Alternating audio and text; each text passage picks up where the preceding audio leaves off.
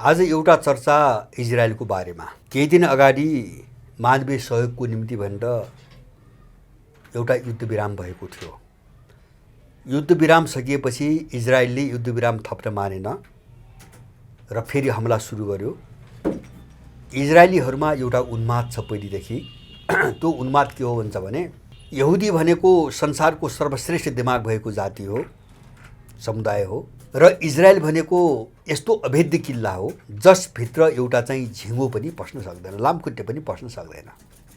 किन उसँग आइडिएफ नामको जब्बर सेना छ, 4-5वटा युद्ध लडेको अरब जगतसँग त प्रत्येक पटक जितेको अजय सेना छ, अथवा आइरन डोम नामको मिसाइल प्रतिरक्षा प्रणाली छ जो संसारकै अब्बल 2-3टा भित्र पर्छ। आइरन डोम 2-3टा भित्र अमेरिका रुस लगायत उसको त्यही कोठीमा पर्ने चाहिँ डिफेन्स सिस्टम हो त्यो। र उसको मोसाद भन्ने बडो चमत्कारिक जासुसी संयन्त्र छ। त्यसकारणले उसले अरूका कुरा किन सुन्ने। उसले राष्ट्रसङ्घका प्रस्ताव पनि मानेन, उसले विश्वको अनुनय विनय पनि मानेन, कसैका दबाब पनि मानेन, चेतावनी पनि मानेन। युद्धविराम सकिएपछि फेरि हमला गर्यो। तर अब इजरायलले अब के बुझिसकेको छ भन्छ भने मेरो औकात के रहेछ र मैले जसलाई विरोधी भन्थे अथवा यिनी चाहिँ औँलामा नचाउन सकिने फाचे फुच्चे भँगेराहरू फिस्टाहरू भन्थे, ती चाहिँ मेरो निम्ति कति भारी भइसकेछन् भन्ने कुरा इजरायलले अब थाहा पायो। उसको आइरन डोम पनि काम लागेन। हमासले जो पहिलोपटक हमला गर्यो 7 अक्टोबरका दिन, उसको आइरन डोमले त्यसलाई रोक्न सकेन। उसको सेना गाजामा उपायविहीन अवस्थामा बसिरहेको छ। यद्यपि इजरायलले अत्यन्तै नियन्त्रित सूचना मात्रै बाहिर दिइरहेको छ। जस्तो बाहिर संसारभरिका मिडियामा जति आउँछन् त्यो इजरायली सेनाले सेन्सर गरेर छानेर उसले दिएको सूचना मात्रै आउँछ। स्वतन्त्र ढङ्गले त्यहाँ चाहिँ समाचार सङ्कलन गर्न इजरायलले दिइरहेको छैन। अब इजरायली सेनाले दिएको तथ्याङ्क अनुसार नै हेर्ने हो भने 450 इजरायली सैनिकहरू मारिएका छन् आजसम्म। र यो चाहिँ 4-5 दिन अगाडिको आँकडा हो। 450 देखि 500 भनौँ, यो इजरायली सरकारको आँकडा हो। तर त्यहाँ अनौपचारिक रूपमा लडाईँ जसरी चर्किएको छ, जसरी भइरहेको छ र मान्छे जसरी मरिरहेका छन् हैन, त्यहाँ वरिपरि देख्ने र अनुमान गर्नेहरूले इजरायली सेना 5000 को आसपासमा मरेको दाबी गरिरहेका छन् र मध्यपूर्वका केही मिडियाहरूले त्यो लेखिरहेका छन्। जस्तो मिडल इस्ट मोनिटर भयो हैन, अथवा चाहिँ तपाईँको यस्तै गरी चाहिँ अनुमान गर्नेहरूले 5000 को वरिपरि इजरायली सेनाहरू मारिएको अनुमान गरेका छन्। अब त्यो अनुमानमा धेरै ठुलो अन्यथा मैले किन देख्दैन भन्छ भने इजरायलले दोस्रो पटक जो चाहिँ युद्धविरामपछि हमला सुरु गर्यो, उसले पहिलोपटक हमासमाथि आक्रमण गर्दाखेरि 1 महिनाको समय तोकेको थियो। 1 महिनाभित्र हमास भन्ने आतङ्कारी समूह चट 1 महिनाभित्र एक हप्ताभित्र साफ हैन। तर आज 2.5 महिना भयो। मैले यो भिडियो रेकर्ड गर्दासम्म 2.5 महिना पार गरेको छ। 2.5 महिनाको बिचमा अब इजरायल कहाँ पुगेको छ भन्छ भने उसको सेनाको बाहिर मिडियामा युट्युबहरूमा बोलेको सुन्दा इजरायली सेनाले के भनिरहेको छ भन्छ भने हमासले कहाँनिरबाट हान्छ हामीले के मेसै पाइरहेको छैनौँ, हामीले हमास कहीँ पनि देख्दैनौँ हैन। तर हामी चाहिँ त्यो गाजाको चाहिँ तपाईँको गल्लीभित्र पसेपछि उसले हानिरहेको छ, मारिरहेको छ। हमासले हामीलाई देखिरहेको छ, हामीले हमास देखिरहेका छैनौँ, यो हाम्रो निम्ति ठुलो समस्या भयो भनेर इजरायली सैनिकहरूले भनिरहेका छन्। भनेपछि गाजा एउटा यस्तो डरलाग्दो चक्रव्यूह बनिसकेको छ कि हैन, त्यो कहाँनिरबाट चाहिँ तपाईँको हमासले हान्छ भन्ने कुरा इजरायली सेनाले भ्याउ पाउन सकिरहेको छैन। स्थिति यति नाजुक छ, इजरायलीहरूको स्थिति यति नाजुक छ।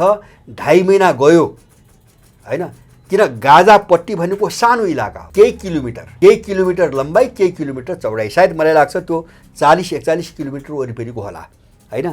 त्यति सानो पट्टीमा त्यो बन्दकहरू कहाँ राखेको छ भन्ने कुरो अत्तो पत्तो इजरायलले पाउन सकेका छैन, अमेरिकाले पाउन सकेको छैन हैन। अब पहिलोपटक सिजफायर हुँदा युद्धबन्दीहरू अथवा बन्दकहरू आदान प्रदान भयो, तिनी कुनै ठाउँबाट छोडिए होलान् कहीँ राखेका मान्छेहरू बाहिर ल्याइए होलान्, कहाँबाट ल्याए होइन त्यो पनि थाहा पाउन सकेनन्। र जो मान्छे राखिएका थिए उनलाई पनि थाहा छैन उनीहरू कहाँ राखिएका थिए होइन। एक खालले चाहिँ गाजापट्टि अमेरिकन र यहुदीहरूको निम्ति ब्ल्याक होल जस्तो भयो अब होइन। केही पनि पार नलाग्ने, कतै पनि पार नलाग्ने ब्ल्याक होल जस्तो परिणत भइसकेको छ। र अहिले चाहिँ तपाईँको अनि ऊ चाहिँ विक्षिप्त भएर, सायद त्यो विक्षिप्तता हो, अरू केही पनि होइन। इजरायली सेना यो विक्षिप्त भएर एउटा हताश मानसिकता जो हुन्छ नि, अनि त्यसैले होला उनले अन्धाधुन्द मान्छे देख्ने बित्तिकै हान्दिने। किन अब अगाडि जो मान्छे देख्यो त्यो हमासै देख्न थाल्यो उनीहरूले होइन। किन उनले जो भने नि उनका सेनाले भनिरहेका छन्, हामी हमास देख्दैनौँ, हमासले हामीलाई देखिरहेको छ होइन। उसले ड्याममा हान्छ, हामी गल्लीभित्र जाने बित्तिकै ड्याममा हान्छ, मारिदिन्छ। अब यस्तो भएपछि इजरायली सेनामा एउटा के टेरर चाहिँ अथवा एउटा चाहिँ आतङ्क पैदा हुन्छ भने मान्छे देख्यो भने त्यो पक्कै हमासै हो। अनि उनले अस्ति भर्खरै के गर्दै भन्छ भने हमासले बन्धक बनाएका 3 जना मान्छे मारिदिए, आफ्नै मान्छे। किन त्यो मान्छे को हो भन्नेतिर उनी जाने मानसिकतै छैन क्या। उनले मान्छे देख्यो, हमास भने यो हमास हो, हमासको गुरिल्ला हो भने उनी ड्याममै हान्दे, परे 3 जना इजरायली बन्धक। अब यस्ता घटनालाई लिएर हमासलाई नियन्त्रण गर्न नसकेको, त्यो मात्रै होइन, हमासले यति भयानक आक्रमण यति बढाएको छ नि, अहिले यति बढाएको छ कि जस्तो वेस्ट ब्याङ्कमा होइन, हमासले अब त्यही गाजापट्टीमा निरन्तर इजरायलमाथि दबाब बढिरहेको छ। र अहिले यो पछिल्लो चाहिँ तपाईँको समाचारहरू हेर्ने हो भने आक्रामक अवस्थामा इजरायली सेना होइन हमास छ। र सयौँको सङ्ख्यामा उसका ट्याङ्कहरू ध्वस्त भए होइन, दर्जनौँ चाहिँ तपाईँको हेलिकप्टर र जहाजहरू ध्वस्त भए होइन, लडाकु जहाजहरू ध्वस्त भए, ट्याङ्कहरू ठुलो सङ्ख्यामा बर्बाद भइरहेका छन्, जो चाहिँ संसारमा A ग्रेडमा पर्ने ट्याङ्कहरू, इजरायली ट्याङ्कहरू होइन। कसैले पनि चाहिँ तपाईँको केही गर्न नसक्ने भनेर मूल्याङ्कन गरिएका हौवा पिटाएका ट्याङ्कहरू हमासले ध्वस्त बनाइरहेको छ। उतातिर हिजबुल्लाले आक्रमण गरिरहेको छ र लाल सागरमा हुथीले अनि तिनी व्यापारिक चाहिँ जहाजहरूमाथि आक्रमण गरेर इजरायलको चाहिँ व्यापार 80% ठप्प बनाइदियो। लाल सागरबाट हुने जो व्यापार हो त्यो 80% ठप्प भएको छ। किन भन्छ भने इजरायलमा व्यापार हुने ठाउँ भनेको नै त्यही लाल सागरबाट हो होइन। तलतिर एडेनको खाडी छ, लाल सागर भयो, त्यही भएर सोइज नगर भएर निस्कन्छ अनि युरोपतिर निस्कन्छ। अब त्यो सबै बाटो ब्लक भइसकेपछि इजरायलको व्यापार तहस नहस हुँदै गएको छ। यो कारणले अहिले इजरायलमा निकै ठुलो द्वन्द्व र आन्तरिक चाहिँ विग्रह बढेको छ। दिनदिनै सडकमा प्रदर्शन भइरहेका छन् नेतन्याहुका विरुद्धमा, राजीनामा गर भनेर होइन। जस्तो इजरायलीहरू आफै मारेको, बन्धकलाई आफै मारेको, अब हमाससँग युद्धमा फसाएको होइन। अब यो इजरायलीहरूमाथि जोखिम अनिश्चितकालका निम्ति बढेको र हजारौँ यहुदीहरूले इजरायल छोडिसकेका छन्। किन इजरायलमा युद्ध रोकिएला, तर अब इजरायल भन्ने भूमि अब सुरक्षित रहेन, उनको निम्ति अब सुरक्षित रहन्न। र किन यो रहन्न भन्छ भने इजरायलको अहिलेसम्मको रणनीति हेर्ने हो भने र अमेरिकनको रणनीति हेर्ने हो भने, मैले भन्छु जस्तो 2 राज्य भन्छ नि धेरै मान्छेहरूले, त्यो चाहिँ काहीँ पनि टुङ्गिने त्यो मुद्दै होइन त्यो। किन भन्छ भने यहुदीहरूको सपना ग्रेटर इजरायल छ, अमेरिकाले त्यसैको निम्ति उचाल्दै आयो। अहिले अब आफू चक्रव्यूहमा फसेको महसुस भएपछि 2 राज्यको समाधानमा जाऊ भनेर चाहिँ इजरायलीहरूलाई भन्छ। इजरायलले किन मान्ने? 100 वर्षसम्म ग्रेटर इजरायल भन्ने उकासेको यहुदीले अब अहिले अमेरिकाले भनेको किन मान्ने? इजरायलले अस्वीकार गरेको छ। इजरायलले फिलिस्तिनी भूभाग हिजो जो फिलिस्तिनी सबै हाम्रो हो भन्छ होइन, 2 राज्यको समाधान पनि मान्दैन र मानेछ भने पनि सिमाना लिएर त्यहाँ सहमति हुँदैन भोलि। त्यसकारणले अब मैले समाधान काहीँ पनि देख्दिनँ। इजरायल पनि फस्यो र अमेरिका त्यही कारणले अब डुब्दैछ। अमेरिका त्यही कारणले अब डुब्दैछ। इजरायल किन फस्यो भन्छ भने वरिपरि सारा अरब जगत, मुस्लिम जगतको बिचमा सधैँभरि लडेर इजरायल बाँच्न सक्ने सम्भावना अब बिल्कुल छैन। हिजो थियो जब अरबी देशहरू अथवा इरान सहितका अरबी देशहरू इजरायलभन्दा धेरै कमजोर थिए, त्यो बेलासम्म रह्यो। तर दुनियाँ धेरै अगाडि बढिसकेको छ र उनीहरूले पराजित गर्दै आएका अथवा नगन्य गरेका शक्तिहरू धेरै माथि गइसकेका छन्। उनको आफ्नो प्रविधि छ, आफ्नो हतियार छ, आफ्नो एउटा चाहिँ नेटवर्क बनेको छ। अहिले हिजोको जस्तो अलग थलग कोही पनि छैनन् र विश्वको समीकरण र सन्तुलनमा भारी ठुलो परिवर्तन आइसकेको छ, निकै ठुलो परिवर्तन आइसकेको छ। र हिजो इजरायलले कन्ट्रोल गरेका अथवा अमेरिकाले इजरायलको पक्षमा प्रयोग गरेका धेरै देशहरू जो अमेरिकासँग वारको पार लडाइरहेका छन् ती चीन र रुसको कित्तामा गएर मिलिसकेका छन्। त्यसकारणले अब इजरायल त्यो विशाल मुस्लिम जगतभित्र त्यो ब्रिटिस र अमेरिकनले खडा गरेको इजरायल अब सधैँभरि बाँचिराख्न सक्ने सम्भावना छैन। त्यही भएर मैले सुरुमा एकपटक भनेको थिएँ, अब लडाइँ कागो या त फिलिस्तिन या चाहिँ इजरायल, एउटा रहने एउटा चाहिँ सधैँको निम्ति मेटिने भन्दा अब अर्को चाहिँ विकल्प मैले देख्दिनँ होइन। अर्को विकल्प मैले देख्दिनँ। अब इजरायल किन रहन्न भन्छ भने अमेरिकाको जुन हालत भयो विश्वको भूराजनीतिमा, त्यसले गर्दा अमेरिकाले भर्तेक गर्न सक्ने अवस्था छैन।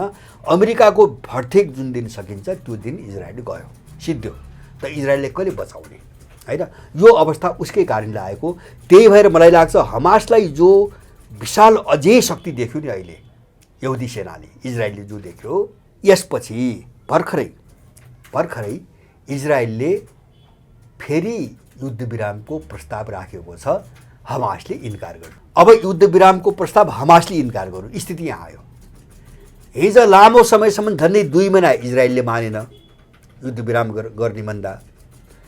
अब चाहिँ स्थिति कहाँसम्म पुग्यो त, कसरी उल्ट्यो त भन्छ भने इजरायलले युद्धविरामको प्रस्ताव राख्यो होइन, बन्धकहरू र बन्दीहरू आदान प्रदान गर्नको निम्ति युद्धविरामको प्रस्ताव राख्यो। हमासले इन्कार गर्यो। हमासको माग के छ भन्छ भने युद्धविराम अस्थायी होइन, त्यो गाजापट्टीबाट इजरायल पूर्ण रूपमा बाहिर जानुपर्ने र युद्ध पूर्ण रूपमा रोक्नुपर्ने।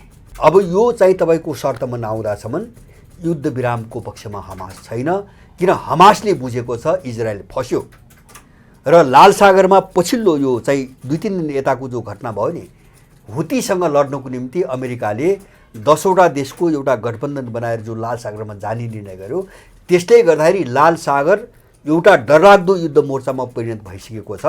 अमेरिका नै युद्धमा अब फस्ने स्थिति आइसक्यो र हुतीले एकदम बडो गर्वका साथ चुनौती दिएको छ, लाल सागर तिम्रो चिहानघाट बन्नेवाला छ, हामी तिम्रो चिहानघाट मसानघाट बनाएर सार्छौँ होइन, युद्धको निम्ति आऊ, हामी आक्रमण रोक्दैनौँ। हुती जस्तो एउटा मामूली सङ्गठनले अमेरिकाको गठबन्धनलाई 10 देशको सैन्य गठबन्धनलाई यति चाहिँ तपाईँको विश्वस्तका साथ चाहिँ धम्की र चेतावनी दिइरहेको छ। यो सबै इजरायलले नहेरेको होइन। त्यसैले इजरायल अलिकति मत्थर बनाउँदै जोगिने यो लडाइँ जो झर्किँदै यसबाट जोगिने दाउमा छ। तर हमासले अब मान्दैन, किन हमास भनेको हमास मात्रै होइन, हमासको वरिपरि होइन जो अमेरिकाको अन्त चाहन्छन् संसारका ती सबै राष्ट्र छन्। त्यसकारणले हमासको लडाइँ हमासको, जसरी इजरायलको लडाइँ इजरायलको आक्रमण इजरायली मात्रै थिएन, त्यो ब्रिटिसहरूको थियो, त्यो युरोपियनको थियो, त्यो अमेरिकनहरूको थियो। यिनीहरूले नाङ्गो रूपमा कुरूप विभत्स आफ्नो लङ्गोटी समेत फ्याँकेर जसरी आपराधिक भाषामा त्यो बर्बरता, त्यो क्रूरता, त्यो पैसाजिक वृत्तिलाई जसरी समर्थन गरेका थिए नि, त्यसको नतिजा भोग्ने ठाउँमा यिनीहरू अब पुगेका छन्। यिनीहरू घेराबन्दीमा फसे, इजरायल पनि फस्यो। अब उसको युद्धविरामको पनि कुनै अर्थ छैन, त्यसले कुनै काम पनि गर्दैन।